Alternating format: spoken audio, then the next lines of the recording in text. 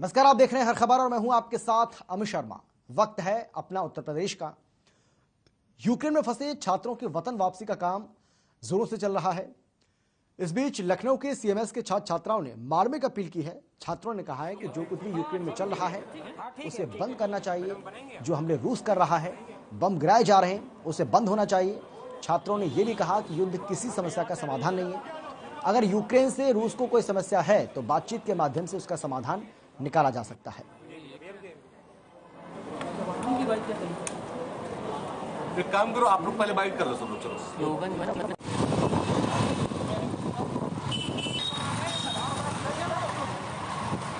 सदैव से विश्व में शांति चाहता है। हमारी जो दर्शन है भारत का, वो हजारों लाखों वर्षों से वसुधैव कुटुंबकम का है। ये सारी वसुधा एक कुटुंब है और सारी दुनिया के लोगों को मिलजुल कर प्यार से रहना चाहिए। किसी भी देश के ऊपर कोई एग्रेशन या कोई अटैक या कोई हमला, ये बहुत ही मानवता के विरुद्ध है और ऐसे किसी भी अटैक का हम विरोध करते हैं। रशिया ने जो यूक्रेन के ऊपर अटैक किया है, इसका हम विरोध करते हैं।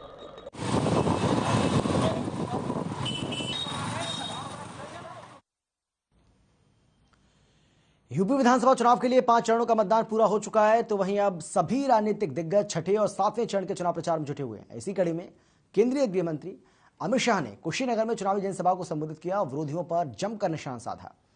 शाह ने योगी सरकार की तारीफ करते हुए कहा कि प्रदेश में जब से बीजेपी की सरकार बनी और योगी आदित्यनाथ को मुख्यमंत्री बनाया गया, उन्होंने प्रदेश के सभी गुंडा माफियाओं को खदेड़ने और जेल भेजने का काम किया।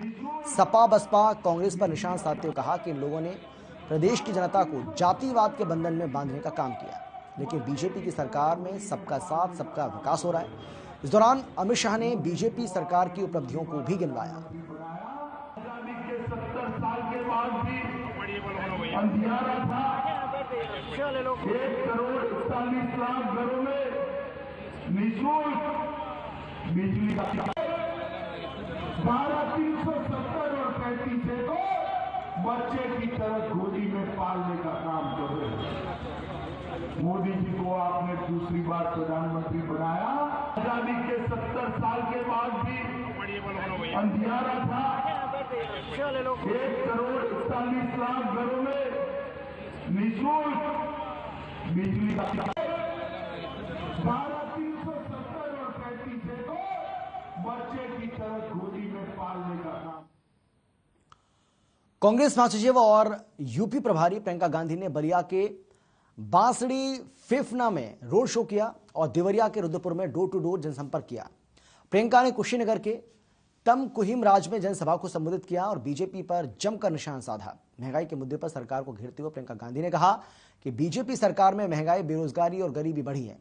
उद्योगपतियों के लिए सरकार लगातार काम कर रही है। प्रियंका ने कुशीनगर की जनता से कांग्रेस प्रदेश अध्यक्ष और प्रत्याशी अजय कुमार लल्लू को वोट देने की अपील की।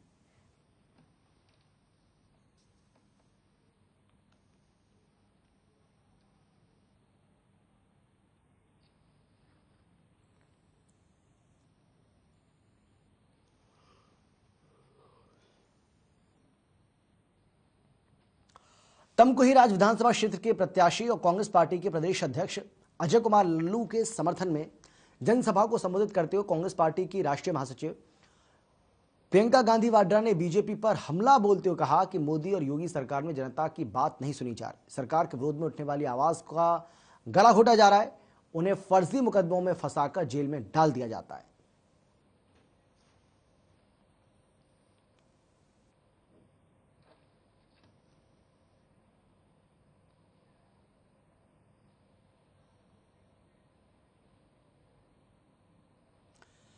ये तस्वीर आपको हम दिखा रहे हैं, कुशीनगर की तस्वीर आप यहां पर देख रहे हैं, जहां अजय कुमार लल्लू के समर्थन में प्रचार करने के लिए प्रियंका गांधी पहुंची थी। और आप देख सकते हैं किस तरीके से अजय कुमार लल्लू बाइक यहां पर राइड कर रहे हैं और पीछे बैठी हैं प्रियंका गांधी वाड्रा। यहां भारी संख्या में लोगों की उपस्थिति रही और कांग्रेस पार्टी का दावा है कि लोगों का भरपूर जन समर्थन उसे मिल रहा है।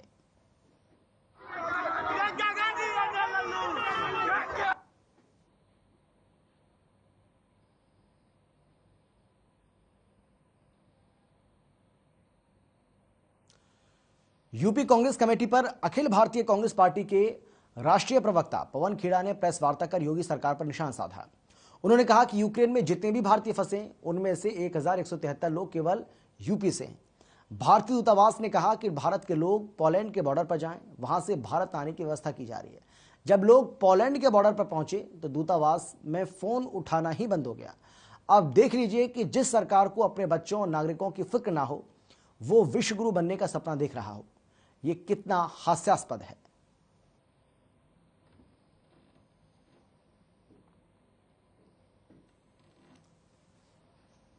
कांग्रेस के राष्ट्रीय प्रवक्ता पवन खेड़ा की ओर से प्रेस कॉन्फ्रेंस की गई और इस दौरान बीजेपी सरकार पर जमकर उन्होंने निशाना साधा। खासतौर पर केंद्र की सरकार को निशाने पर लेते हुए कहा कि जिस तरीके से यूक्रेन और रूस के बीच में युद्ध छिड़ा हुआ है, ऐसे में भारतीयों की वहां से वापसी सरकार को सुनिश्चित करनी चाहिए। लेकिन ये सरकार भारतीयों की वापसी करने में काफ़ी देरी कर रही है और जिस रफ्तार से वापस लोगों को लाया जा रहा है उसमें काफ़ी समय भी लग सकता है। इसके साथ ही योगी सरकार पर भी उन्होंने अपने ही अंदाज में तंज कसा।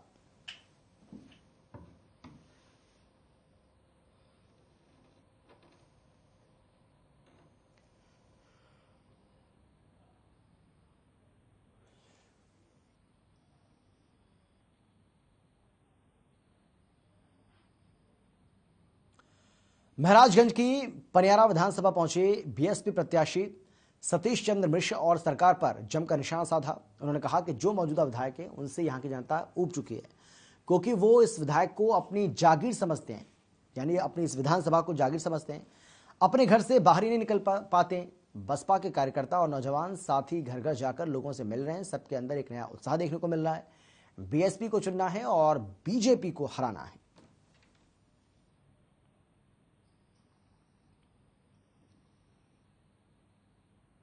चलना है, जनसंपर्क कर रहे हैं और दूसरे दलों को बड़ी मजबूती के साथ टक्कर भी दे रहे हैं। तो क्या लग रहा है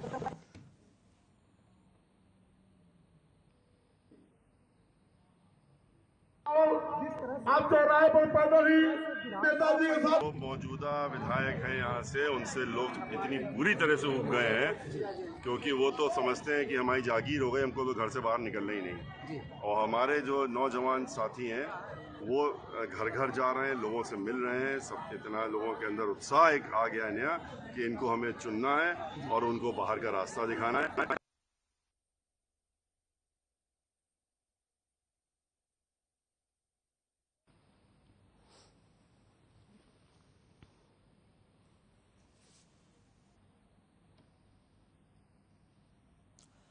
बीएसपी नेता सतीश चंद्र मिश्र ने सरकार पर निशाना साधा और उन्होंने कहा है कि लोग भारतीय जनता पार्टी को हराने का काम करें और बहुजन समाज पार्टी को जिताने का काम करें।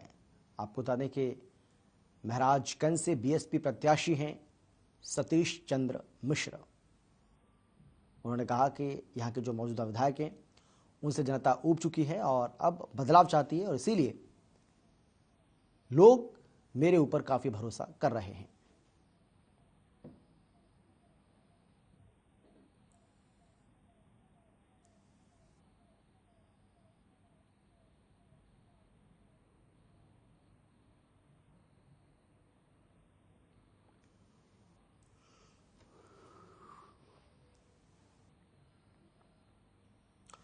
रमाबाई अंबेडकर मैदान में जमकर बवाल हुआ। आपको बता दें कि गाड़ी के अंदर हथौड़ा और प्लास मिलने पर सपा कार्यकर्ताओं ने हंगामा किया। रमाबाई रैली स्थल पर सपा बसपा कार्यकर्ताओं ने धरना दिया। अपर सिटी मजिस्ट्रेट लिखी गाड़ी को अंदर जाने से रोक दिया गया। अधिकारियों पर स्ट्रांग रूम का ताला तोड़ने का आरोप भी लगाया। जानकारी के मुताबिक अधिकारी ईवीएम मशीन से छेड़खानी करने के इरादे से थे। सपा बसपा कार्यकर्ताओं ने गड़बड़ी की आशंका जताई।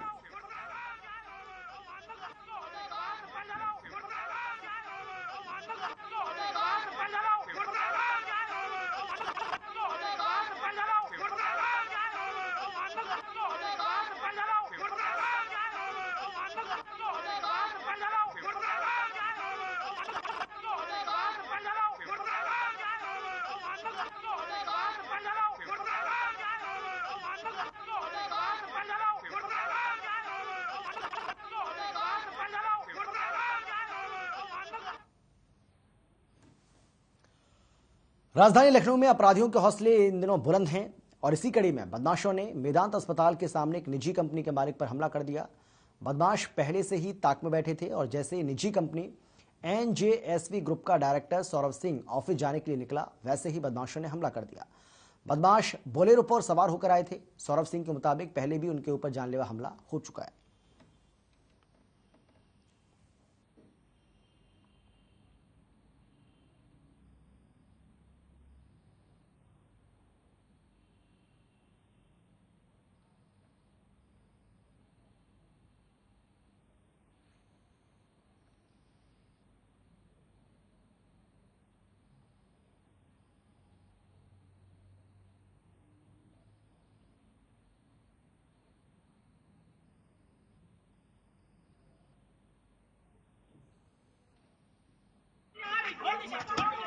ऑफिस सुबह ऑफिस के लिए निकल रहा था मैं 10:30-11 बजे के आसपास। तो अचानक से कुछ अज्ञात लोग ओवरटेक किए और ओवरटेक करने के बाद जो है गाड़ी में हमारे जानबूझ के गाड़ी लड़ा दी और लड़ाने के बाद जो है बाहर निकालने की कोशिश कर रहे थे। चूँकि हमें डर लगा कि गाड़ी में तोड़ फोड़ ना करे, तो अचानक से बाहर निकाले हमको पकड़ के। तो हम निकले और निकलने के बाद हाथापाई करने लगे, मारपीट, गाली गलौज। फिर जैसे ही कुछ लोग इकट्ठा हुए, उतर के भाग खड़े हो गए सारे लोग।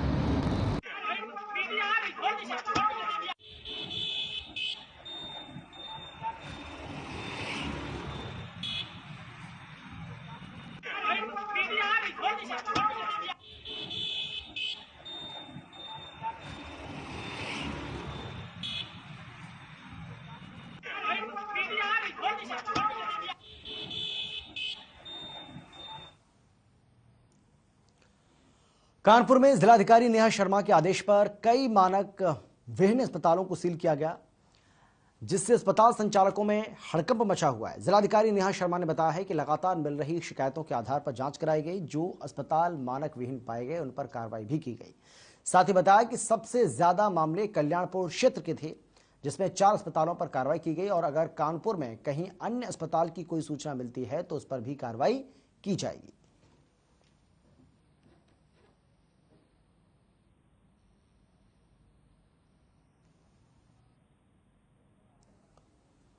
तो कानपुर की तस्वीर आपको हम दिखा रहे हैं, जहां पर मानक विहीन अस्पतालों को सील किया गया है, उन पर ताला लटकाया गया।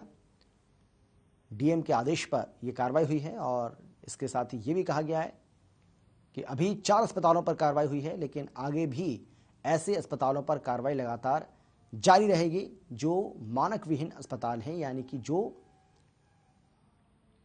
चिकित्सा व्यवस्था के मानकों को पूरा नहीं कर रहे, उन अस्पतालों को किसी भी सूरत में नहीं चलने दिया जाएगा। उन पर इसी तरीके से ताला लगाया जाएगा।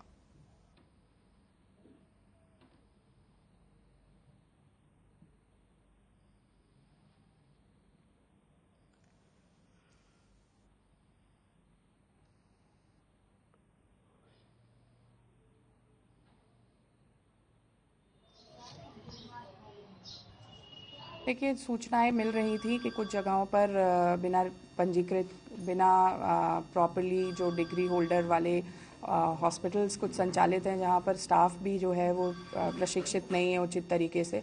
तो ऐसी जगहों पर हम लोगों ने एक सख्ती की है और जो मेडिकल टीम्स हैं, जो हमारा स्वास्थ्य विभाग है, उसके द्वारा इसमें कार्रवाई की गई है। कल्याणपुर क्षेत्र के काफ़ी मामले सामने आए थे और इसमें अभी तक का जो आंकड़ा है वो 4 हॉस्पिटल्स पे कार्रवाइयों का आंकड़ा मुझे पता चला है। अन्य जगह भी इस पे हम लोगों ने निर्देश किए हैं कि इस तरह की अगर कहीं से सूचना मिलती है, स्वास्थ्य विभाग भी अलर्टनेस के मोड में काम करे और सभी ऐसी इकाइयों पर तत्परता से कार्रवाई करे।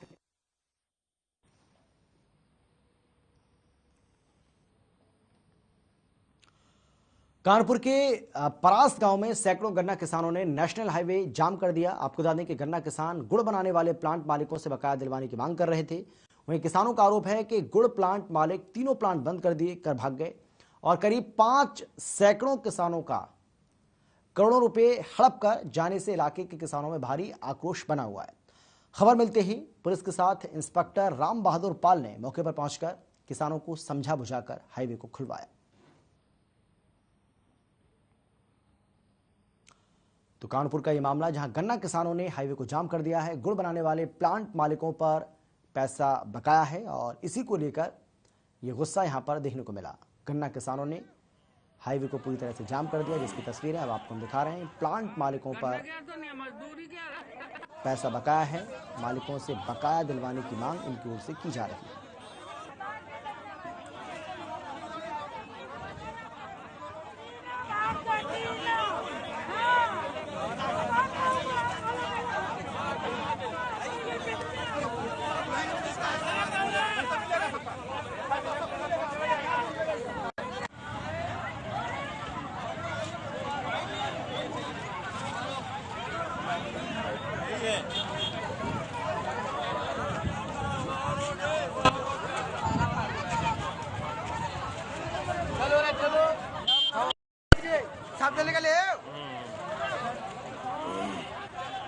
भैया हमारा नाम है सुल्तान है बस। सुल्तान जी, आप लोग आज यहाँ खड़े हैं, क्या कारण है, क्यों खड़े हैं? एक कारण ये है कि ये परवेज और एक ये शमशाद, एक दो तीन, इनके 3 प्लांट थे। ये तीनों प्लांट मतलब उनके घर के ही थे और तीनों में गन्ना डलवाते थे वो।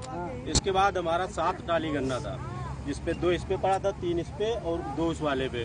तो 2 का केवल हमको मिला है साहब। अभी करीब 80,000 रुपया हमारा बाकी है।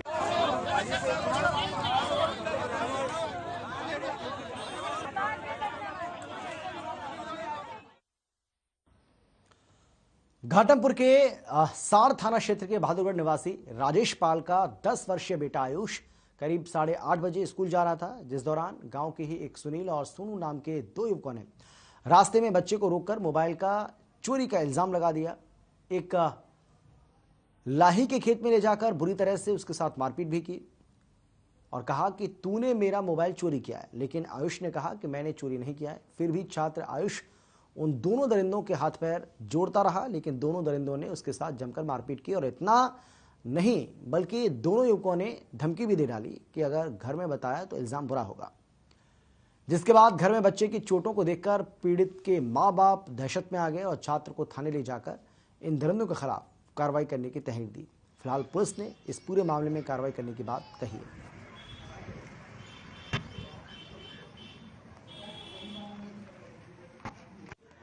मोबाइल की हुई है, बच्चा आ रहा था दूसरे प्लाट से, आने के बाद वो भैंस गाय तू आके तो उसको बोल रहे थे, दूसरे को एक लौंडे को दिया 15 रुपए। इसके बाद उसे बोल दिया कि इनको बता देना कि इसने मोबाइल ले गए। ये स्कूल जा रहा था बच्चा, मोटरसाइकिल पे 2 लोग पहुंचे, वहाँ पर 100 मीटर की दूरी पर लाही के खेत में ले गए। अपहरण करने के लिए उनका इरादा बन गया था, क्योंकि हमारी उनकी पुरानी रंजिश चली आ रही है।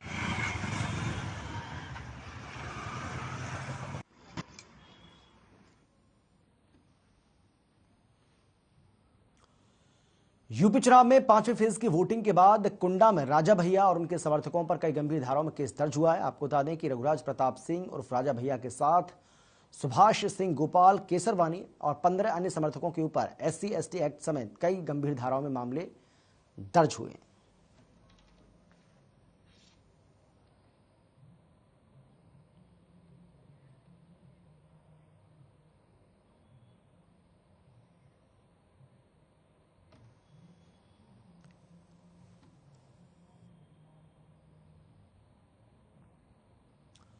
तो राजा भैया के ऊपर केस दर्ज हुआ है। SC/ST एक्ट के तहत उनके ऊपर मामला दर्ज हुआ है। आपको बता दें कि राजा भैया की मुश्किलें यहां पर बढ़ती नजर आ रही हैं और अब इस पूरे मामले की जांच भी बताया जा रहा है कि शुरू हो चुकी है। राजा भैया जो कि चुनावी मैदान में हैं, एक बार फिर से 6 बार चुनाव जीत चुके हैं और 7वीं बार फिर से वो चुनाव जीतने का दम भर रहे हैं, लेकिन उनके खिलाफ FIR दर्ज हुई है। SC/ST एक्ट के तहत यह मामला दर्ज हुआ है और उनकी मुश्किलें बढ़ती हुई नजर आ रही हैं।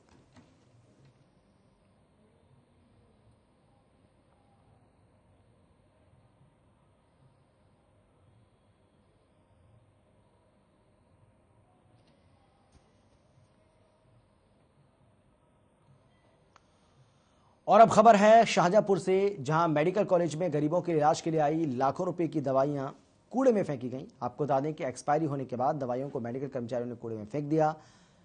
देखिए, स्थिति ऐसी है कि जहां मेडिकल कॉलेज में मरीजों को इलाज के दौरान दवाइयां उपलब्ध नहीं होती हैं, तो वहीं एक और दवाइयां एक्सपायर हो रही हैं और इलाज के लिए डॉक्टर बाहर से दवाइयां मंगवाने के लिए कहते हैं। आपको बता दें कि मेडिकल कॉलेज में लाखों रुपए की दवाइयों को कूड़े में फेंकने के बाद स्वास्थ्य विभाग में हड़कंप मच गया। मेडिकल कॉलेज के प्रिंसिपल ने जांच कर कार्रवाई का भरोसा दिया है।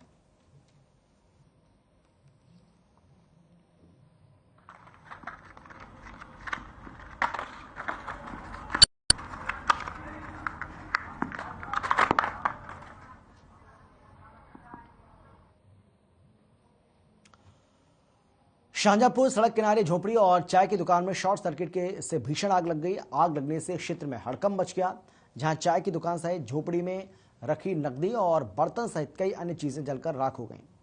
सूचना पर पहुंची दमकल की गाड़ियां, जिसके बाद कड़ी मशक्कत के बाद दमकल की गाड़ियों ने आग पर काबू पाया।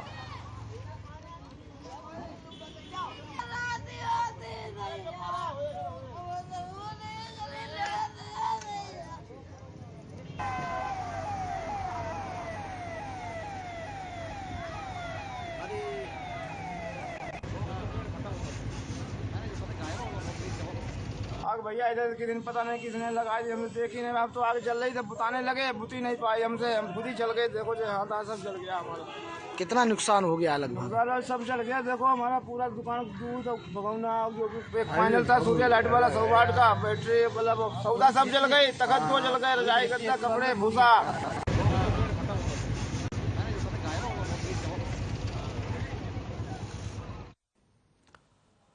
शाहजहांपुर में 400 वर्ष पुराना प्राचीन शिव मंदिर के आसपास के सैकड़ों गांव के लोगों की आस्था का केंद्र है।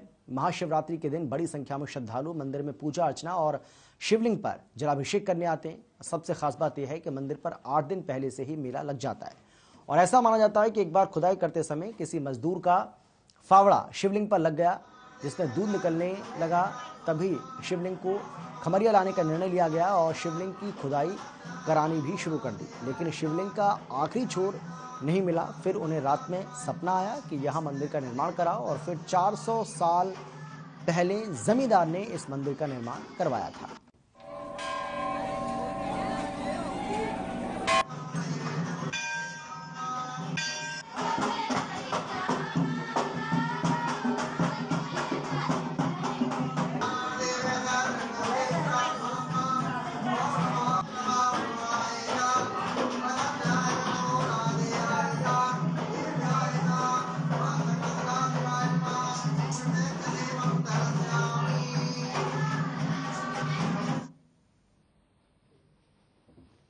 और फिलहाल इतना ही। छोटे से ब्रेक के बाद फौरन लौट रहे हैं। आप देखते रहिए हर खबर।